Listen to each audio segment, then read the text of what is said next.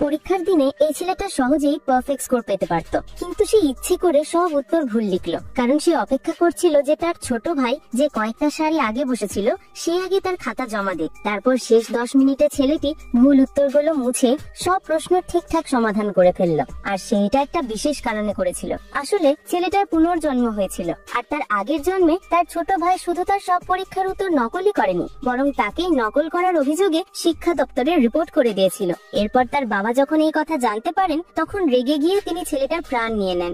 এটা দেখে হয়তো ঈশ্বর ছেলেটার উপর দয়া করেছিলেন, আর তাই ঈশ্বর ছেলেটাকে আবার সেই পরীক্ষার দিনে ফিরে আসার সুযোগ দিয়েছিলেন। এরপর পরীক্ষা শুরু হওয়ার আগে তার বাবা তাকে পরিষ্কার বলে দিয়েছিলেন যে ছোট ভাইয়ের পারফরমেন্সের উপর যেন কোনো প্রভাব না পড়ে। সাথে তিনি এটাও বলেছিলেন যে ছোট ছেলে তো অক্সফোর্ডে যাবে, আর এই ছেলেটা হয়তো কোনো সাধারণ টেকনিক্যাল কলেজেও সুযোগ পাবে না। এটা শুনে ছেলেটার ভেতরটা রাগে ভরে গেল। আগের জন্মে সে সবসময় টপ করত, তবুও তার পরিবার তার ভাইয়ের কথা বিশ্বাস করেছিল আর তাকে মরতে দিয়েছিল।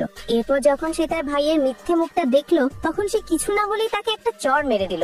এটা দেখে তার বাবা তাকে বাঁচাতে এগিয়ে এলেন, কিন্তু ছেলেটা সাফ জানিয়ে দিল যে সে এখন এইসব সম্পর্ক শেষ করে দিতে চায়। এমনকি সে পরীক্ষা ছেড়ে দেওয়ার কথাও বলল। কিন্তু এই কথা শুনেই ভাইয়ের মুখ পাল্টে গেল, আর তখনই ছেলেটা বুঝে গেল যে ভাই হয়তো তাকে ফাঁসানোর জন্য আবার কোনো চাল চেলেছে। তাই সত্যিটা সামনে আনার জন্য সে পরীক্ষা দেওয়ার সিদ্ধান্ত নিল আর প্রতিজ্ঞা করলো যে এবার ভাইয়ের চাল সফল হবে না। এরপর সে শিক্ষককে অনুরোধ করে নিজের সিট বদলে নিল যাতে সে ভাইয়ের সামনে বসতে পারে। আর সে জানতো যে সামনের আর পিছনের প্রশ্নপত্র আলাদা হয়, তাই এবার ভাই আর নকল করতে পারবে না। যেমনটা সে ভেবেছিল সে তাড়াতাড়ি পরীক্ষা শেষ করে ফেললো, কিন্তু তার ভাইকে বেশ ঘাবড়ে যেতে দেখা গেল।